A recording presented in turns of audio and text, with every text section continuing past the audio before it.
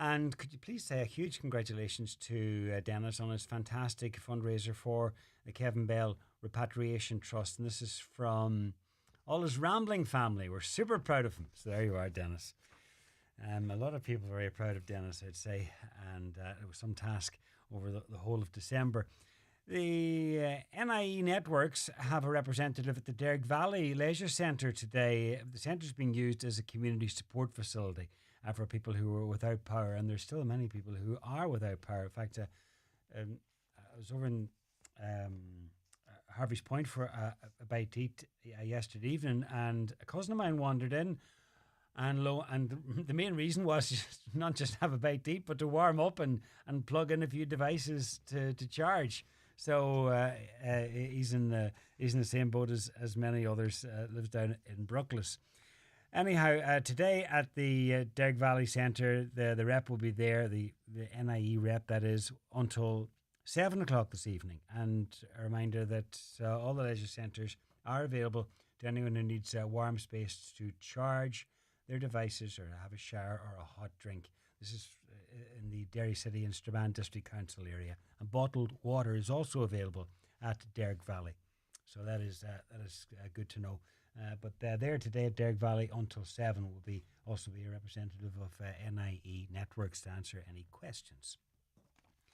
Now, Amy Gillen is a flautist from Greencastle and has just played at the Royal Albert Hall in London, no less. Well, Amy studied jazz at the Royal College of Music in London, and it was through the college, actually, that this performance came about, and related that Amy now has joined me in the studio. Yes, good afternoon, John. How are you? Yeah, good. So, anybody that's familiar with classical or jazz music, in fact, music of any genre, because the Royal Albert Hall hosts concerts of all different types and sizes. So, for someone who went to college in London, you'd be well familiar with the Royal Albert Hall, and I'm sure you were looking at it many times thinking it would be lovely to play there. Oh, many times. I remember always trying to book the practice rooms that looked across at the Albert Hall as much as possible, because you were hoping that one day maybe, you'd have the opportunity to perform in there. So it was a real dream come true, kind of pinch me moment on Sunday. So it's pretty fresh. It's a very impressive building outside and in. Oh, absolutely. It's absolutely stunning. The whole ambience of the hall. Like, I've gone to a few concerts in the Royal Albert Hall as well, and have been blown away every time. And as you say, they do so many different things, ballet. I've gone to see live orchestra with them playing along to Home Alone, things like that. Classical artists, Dua Lipa played there, was it September, October last year, Wow. Big names. But big contrasts in Yeah. musical Absolutely. styles and types there. Great acoustics within the building. Oh, it was stunning. It's really gorgeous. And the piano was a beautiful red piano that my friend Fraser played on as well, because it was just the two of us giving this classical coffee morning concert, and everybody that went to the concert got a coffee or tea and a pastry. So that was All right. very nice as well for Sunday morning. Added bonus. Yes. Very much so. How did it come about? So it was through the Royal College of Music. They select a number of musicians for each of these different classical coffee morning concerts that they have at the Royal Albert Hall.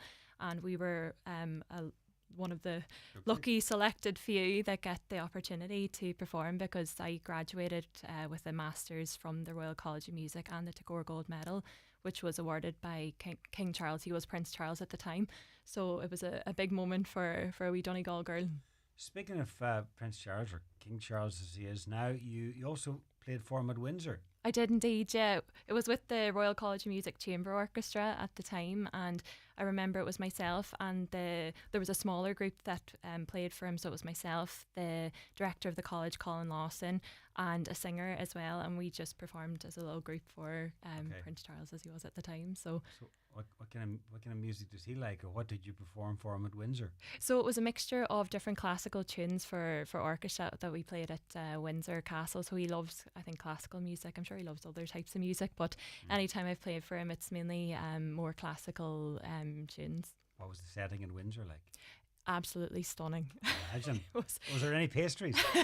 We got some lovely food that day, I remember well.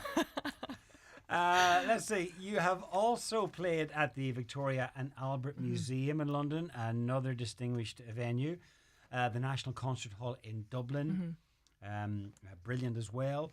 And you've played with top orchestras like the RT National Symphony Orchestra and also the Ulster Orchestra. The dynamics are different. The bigger the group, I suppose, the different the dynamics. And when it comes with like a big orchestra, like the RT Orchestra, is it the case you sit down, you're given the sheets of music, and that's it? You hit the notes, and is it? That's normally, the way that we do it. So we would get given the music, as a flute player, I get given the flute part, and then, you play it within the orchestra. But I've also done some solo work with the orchestra as well, where I would have the main flute part. Like I played the Lieberman Concerto. He's an American composer, and it's a pretty hectic piece for flute, but an absolutely incredible piece. And I played that as soloist, so out front, and the orchestra was there with me. So I had the main lines for that. That was recorded with the RT National Symphony Orchestra. That's bigger pressure again. That's you front and centre. Front and centre. Yes. Absolutely. Okay. And you were based in London, now back at home, but back at home with a purpose, because you're working on new music. Yeah, I'm working on finishing my second album. So I released my debut album, Flute Chapters, in 2023, but that was to showcase the versatility of the flute and kind of pay homage to composers that have a special association with the flute and with classical music. But I've always had an interest in jazz music, so I did study jazz at Royal College, always listened to it growing up, as well as many other genres of music. And I used to have a band, the Pearls on Velvet, released with them a couple of songs back in 2022.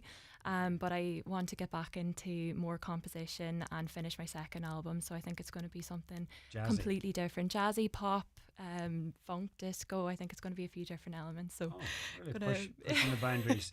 And are you doing this work yourself? Are you producing it yourself? Yeah, I'm producing it all myself, and I'm playing flute, doing vocals, guitar, violin and piano. So I play quite a few different instruments where, It's not just the flute. Not just the flute, but it has been my primary instrument for a long time. But I've been wanting to do more composition for a while. So that's what I've been working on, and just to come home and do that and use it as a base. I've done a number of concerts here in Donegal prior to Christmas, and then one in Cork a couple of weeks ago, and then Albert Hall, and then I'm off to China with Maxim, who's a Croatian classical crossover pianist. So I'm playing in the small orchestra for that, for his tour of China in May and June.